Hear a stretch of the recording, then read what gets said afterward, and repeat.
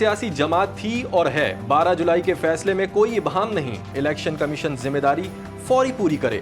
जिम्मेदारी पूरी करने में नाकामी और इनकार के आईनी और कानूनी नताइज हो सकते हैं। नशिस्त इसी सियासी जमात के तसव्वुर की जाएगी जिसका सर्टिफिकेट आया। मखसूस नशिस्तों के केस में अक्सरियती फैसला देने वाले सुप्रीम कोर्ट के आज जजेस ने वजाहत जारी कर दी। अदालत का कहना है कि सुप्रीम कोर्ट का 12 जुलाई का शॉर्ट ऑर्डर बहुत वाज़ेह है। इलेक्शन कमीशन ने इस हुक्म को गैर ज़रूरी तौर पर पेचीदा बनाया है। सुप्रीम कोर्ट ने इलेक्शन कमीशन को फैसले पर फौरी अमल दरामद करने की हिदायत कर दी।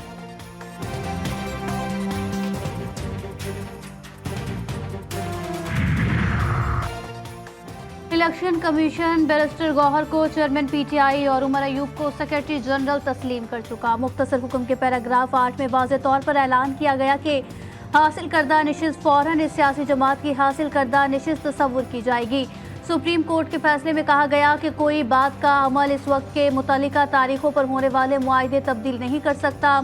तयशुदा हैसियत के मुताबिक ये कामयाब उम्मीदवार पीटीआई के उम्मीदवार थे और वाज़ेह मामला पेचीदा बनाने अभाम पैदा करने की कोशिश मुस्तरद की जाती है।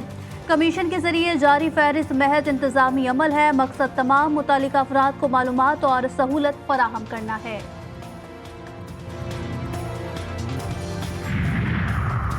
ये तासुर दुरुस्त नहीं कि बैरिस्टर गौहर को चेयरमैन पीटीआई तस्लीम किया। सुप्रीम कोर्ट के 8 जजेस के वजाहती फैसले पर इलेक्शन कमीशन का रद्द अमल भी सामने आ गया। ज़राए इलेक्शन कमीशन के मुताबिक पीटीआई के इंट्रा पार्टी इलेक्शन का मामला अभी तक इलेक्शन कमीशन में जेर गौर है। पीटीआई इंट्रा पार्टी इंतखाबात पर कोई हतमी फैसला नहीं किया गया है। इलेक्शन कमीशन ने हमेशा इस मामले को जल्द अज जल्द निपटाने की कोशिश की। पीटीआई ने बार बार ताखीरी हरबे इस्तेमाल किए।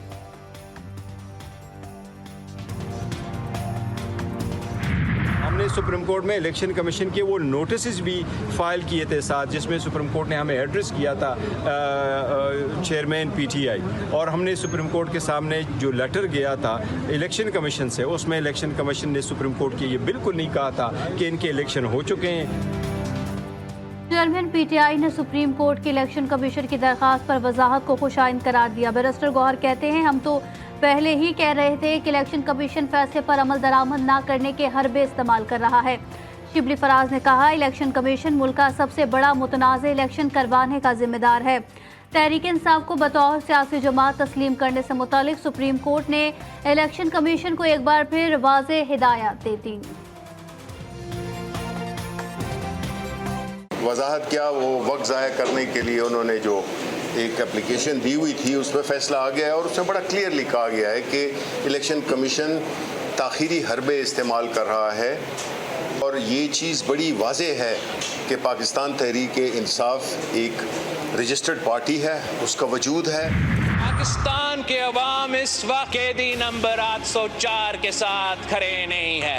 जितने भी बाई इलेक्शंस हुए हैं जनाब स्पीकर, उसमें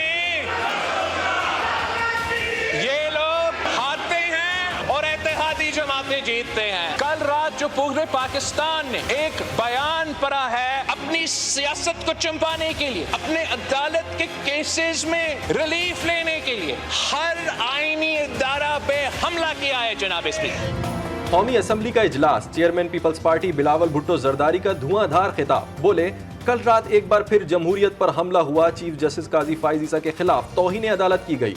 अवाम कैदी नंबर 804 के साथ नहीं खड़े। फॉर्म 45 और 47 के प्रोपेगेंडे पर बड़ी कहानी सामने आने वाली है।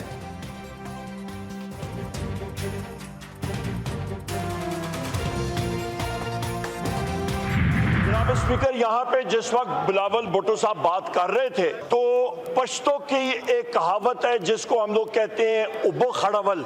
उब्बा खड़ावल का मतलब ये होता है जनाब के पानी को गदला करना। जब वो बात कर रहे थे जनाब स्पीकर, उनका जो टोन और टेनर और तरीका कार, मुझे माशाल्लाह झलक आ रही थी कि जिस तरह उन्होंने पूरे 2 दिन प्रैक्टिस की है। बिलावल भुट्टो की तकरीर से लग रहा था उन्होंने 2 दिन प्रैक्टिस की है। अपोजिशन लीडर उमर अयूब का रद्द अमल, कहा, जो रात के अंधेरे में आप आईनी तरमीम लाना चाहते हैं, आपके पास नंबर्स पूरे नहीं हुए, आपके पास कैपेसिटी ही नहीं है आईनी तरमीम लाने की। मजीद कहा, बानी पीटीआई का वज़ीर आज़म बनना नागुज़ीर है। मुल्क में इलेक्शन होने चाहिए साफ व शफाफ, जिससे मजबूत हुकूमत आएगी।